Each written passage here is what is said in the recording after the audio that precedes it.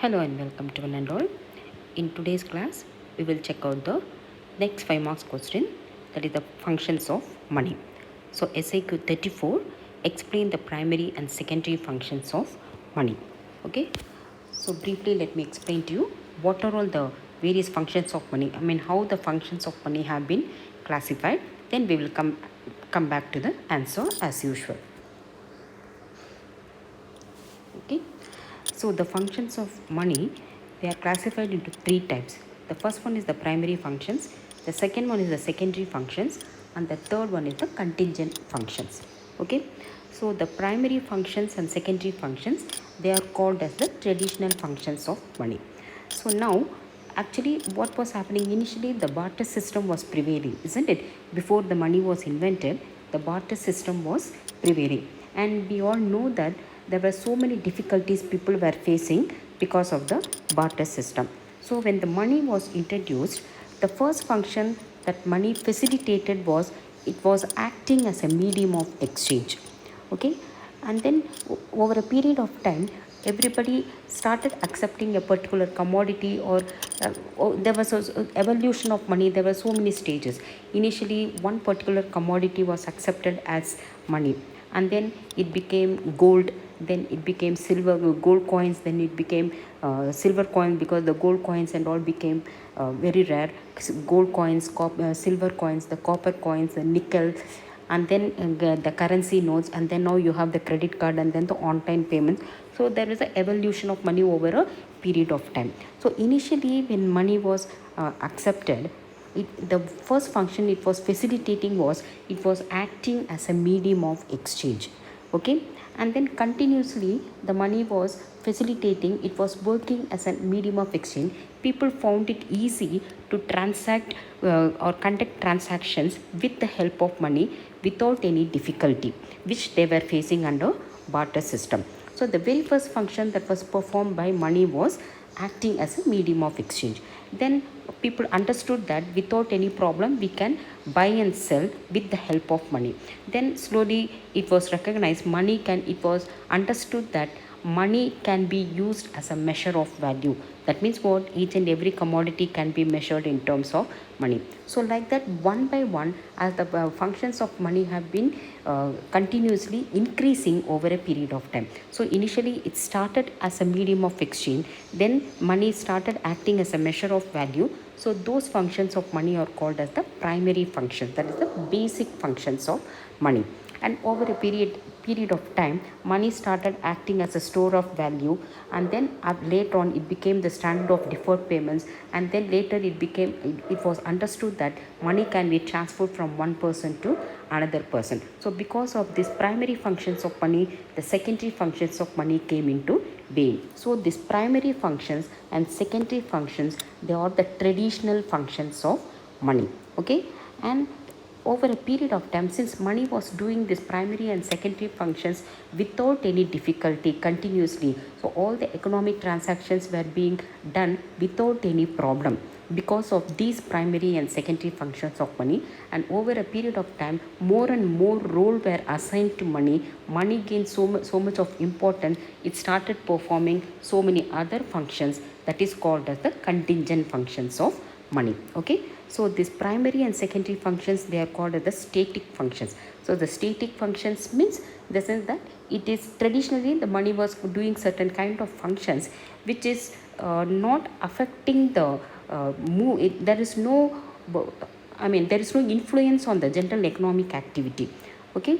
Of course, without these functions of money, the economy cannot function, but it is not directly affecting or influencing the income, output, economic development of a country. In short, it is not affecting each and every citizen of a country. So that is the static functions. And then all the other functions of money, the contingent functions, they come to be called as the dynamic functions, because these dynamic functions, they directly affect the economic activity of the country. Anyway, we will check out that later.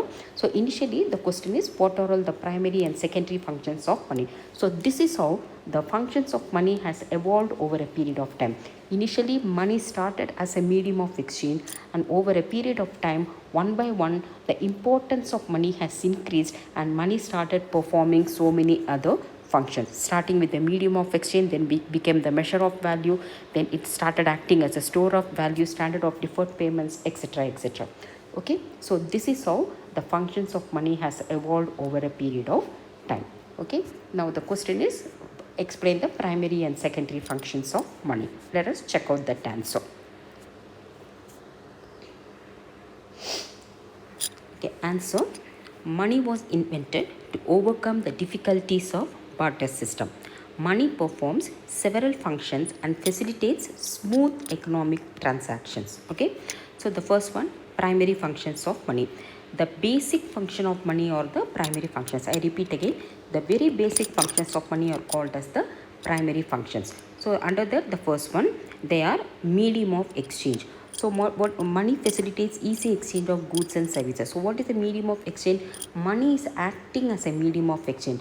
We all can purchase any commodity with the help of money, and whoever wants to sell any commodity, they can sell the commodity and exchange they can take money. Okay, so money acts as a direct medium of exchange for buying and selling. That is the first and very basic function of money. Money facilitates easy exchange of goods and services. Money acts as a direct medium of exchange, as any commodity or service can be exchanged for money.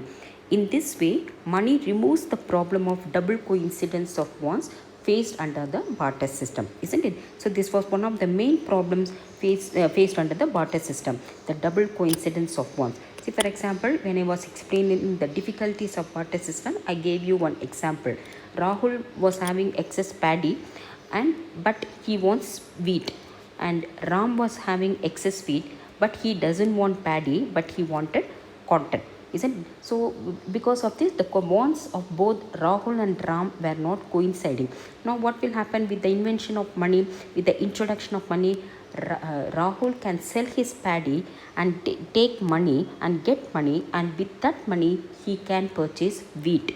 In the same way, Ram can sell his excess wheat and take money, and with this money he can purchase cotton. So there is no necessity for any two individuals, the buyer and seller, their wants have to coincide, because with the help of money it is possible to buy and sell any commodity. So money acts as a direct medium of exchange. So the transactions between the buyer and seller became very smooth and very easy because of this medium of exchange function of money.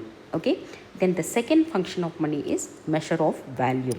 Money serves as a common measure of value. The value of each and every good and service can be expressed in terms of money. It is known as price, isn't it? So what is the meaning of price?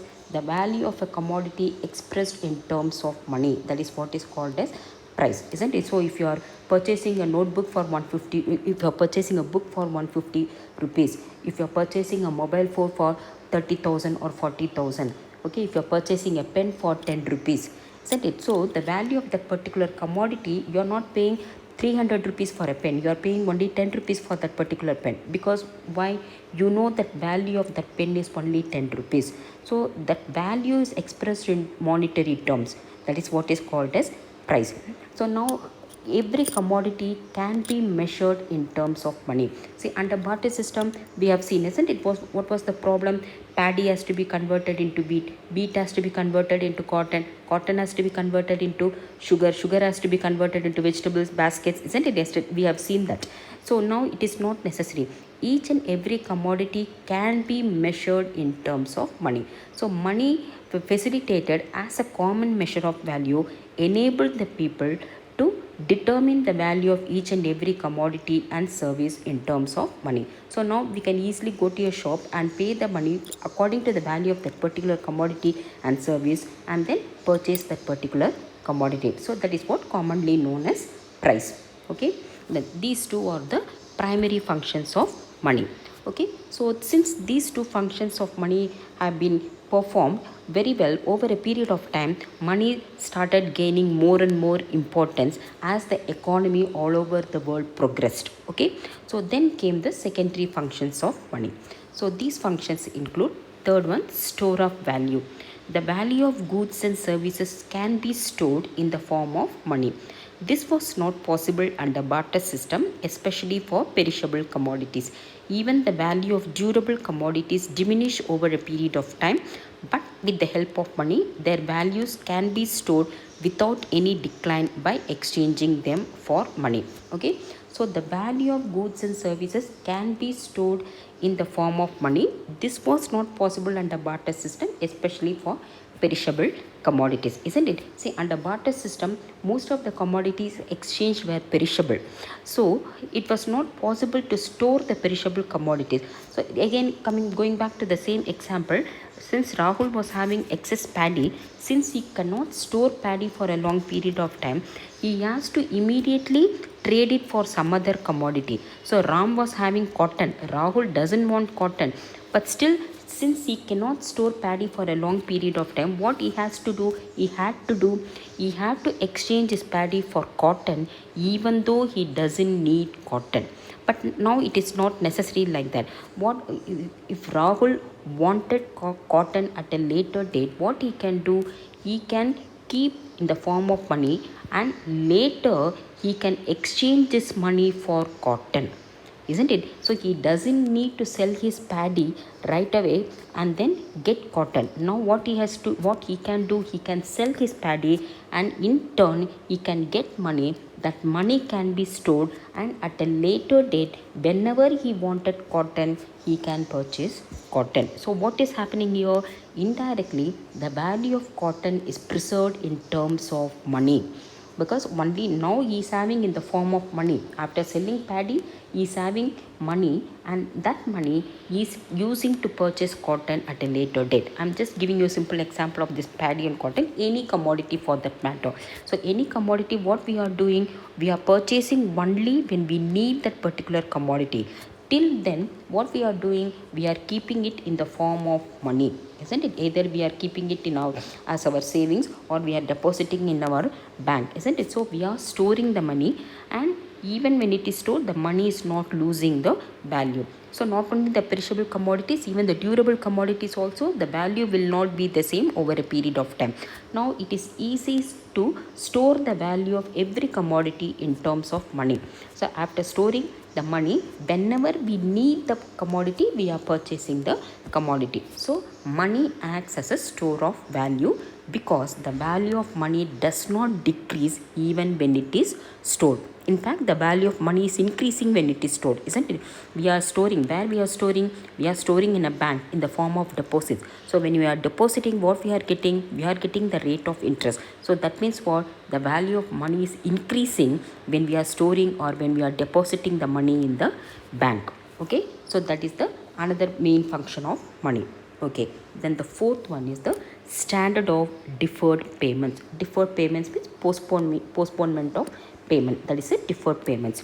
Since money does not lose its value even when it is stored, it can be used for making future or credit payments. Similarly, one can borrow certain amount of money now and repay it in future. So now, because money, the value of money does not lose even when it is stored. So because of this, it became possible to make future payments or the credit payments. All of us know that nowadays the entire economic activities are being carried on only with the credit or the future payments. So now it is possible to purchase the commodity now and then make the future payments. Of course, we are paying along with a certain amount of interest, but still it is possible to store the money, and we can purchase the commodity whenever we need it, and we can make the payments at a later date. Similarly, we are able to borrow money, and we can make the repayment in future, and along with the rate of interest. Imagine the same thing under barter system. So we are borrowing paddy, and then again, can we, if we repay the paddy, I mean the value of paddy might not be the same in a future date, isn't it? But it is not the same with money.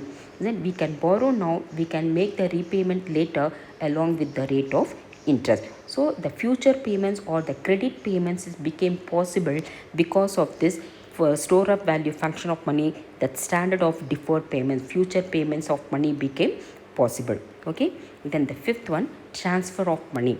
Money can be easily transferred from one person to another at any time and from any place, isn't it? Either through checks or drafts, or now it is Google Pay or Web Pay, anything. We are now, it is easy to transfer money from one person to another person. So all these were not possible under barter system. Okay, so these are all the basic functions of money, the traditional functions of money, or the static functions of money, which are called as the primary and secondary functions of money.